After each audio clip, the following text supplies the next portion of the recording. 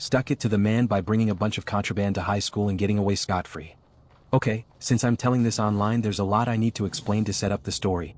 Words and symbols mean different things to different people.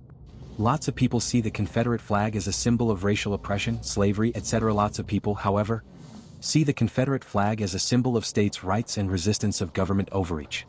I'm not going to get into a debate about which is which, but where I live, most people understand it to be the latter. I live in the Bible Belt. So, at my high school many years ago when we were up against an almost entirely black basketball team, some jackasses decided to bring a Confederate flag and wave it around while shouting niggers and whatnot. This gave the Confederate flag a bad rep at my school. Years after this happened, some chicks came to school with purses that had Confederate flags on them that they had gotten for Christmas. Principal said, "You can't have that here, leave these in the office." They said, "No," got suspended, filed a lawsuit. This kinda continued the whole taboo nature of the flag.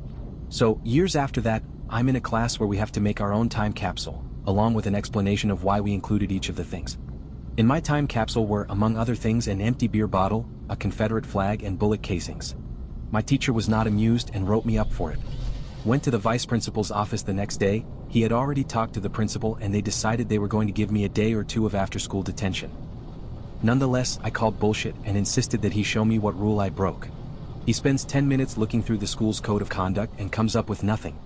He spends another 10 minutes looking through the identical online copy, still nothing. I'll be right back. He goes to talk to the principal, comes back a few minutes later and says, "Okay.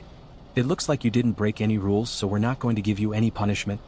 Your teacher will be instructed to give you an A+ for this assignment as you completed it exactly as instructed, just," and in a very pleading tone, "Please don't do anything like this again."